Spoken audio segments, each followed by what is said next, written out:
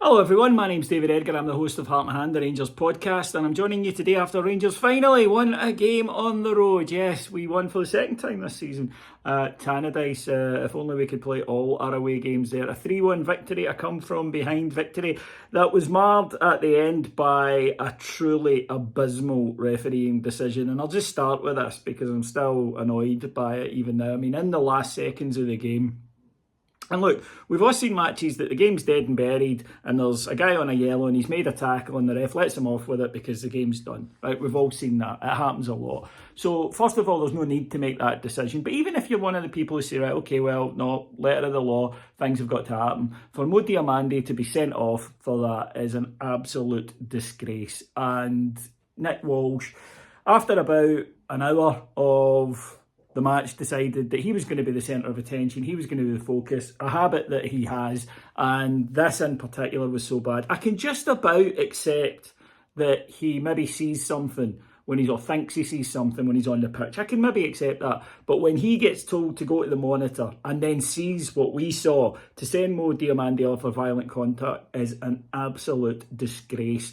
And I can accept a mistake, but that is not a mistake. It's either incompetence or it's cheating. It can't be anything else. It's either incompetence or it's cheating. And either way, he should be in bother for it because it's so bad. And Rangers will appeal it. And hopefully it'll be overturned. I think it will be overturned. I mean, already the response from ex-pros and from even referees, if you follow the rest of you on Twitter, at 2 SPFL top flight referees, they're saying, no, there's no chance that's a red. It's a shame because Diamandi deserves a lot of credit. He was the guy that sparked Rangers into life. Rangers, the opening half hour, we were really bad. We did that thing we do in an early kick-off on Sunday where we're just flat. We were flatter than a witch's bosom. And in that first half, Dundee United were on it. They wanted it more than us, and that's always bad from a Rangers point of view. But our defence couldn't keep Waynes out of close stuff. Any ball into the box, Rangers weren't bother. Dundee United hit the post early. They forced a couple of good saves from Jack Butland before they took the lead, and then when they did, you couldn't say it wasn't deserved. Rangers defended this. It's a long throw into the box. And as I say, United are more physical. They react. They get to the ball first. Rangers miss multiple chances to clear it, and Dalby eventually, good finish, he's a good player, Dalby, and puts Dundee United one up. And like I say, you couldn't say it wasn't deserved, but Dundee United made a tactical error and they clearly decided that Diamandi was a guy they had to stop, so they were fouling him constantly. And after the fourth time he was fouled without the opposition player being booked, he turns to the referee and he's clearly angry because it was constant. It was after the ball had gone each time. But he reacted the way you should. He got fired up and he said, no, I'm not putting up with this. And he got us back into the game with a brilliant individual goal not long after. He's on the edge of the box. He keeps control of it, twists one way and the other, and then fires a brilliant curling shot through a ruck of players so the keeper can't see it till it's past them. Brilliant goal. Rangers did improve after that. Had a couple of chances just before half-time. Cyril Dessers in particular looked as though he might repeat his Manchester goal with a very similar move, but the keeper made the stop. Rangers were better second half. Now, that's still not saying the defence was good because it wasn't. Any time Dundee United attacked, they still looked dangerous, but they were attacking a lot less because the midfield had control of the game, and Hamza Igaman was excellent. Igaman can hold the ball, and today the manager played him and Dessers, with Dessers further forward, and it works because when the ball goes up to Dessers and he's the only guy, he doesn't hold it. And there's nobody with him anyway to help. When the ball goes up to Igaman, it sticks, and he then can turn with the ball, which he does constantly. You cannot win the ball off him. It doesn't matter what angle the ball comes to him at either, he controls it.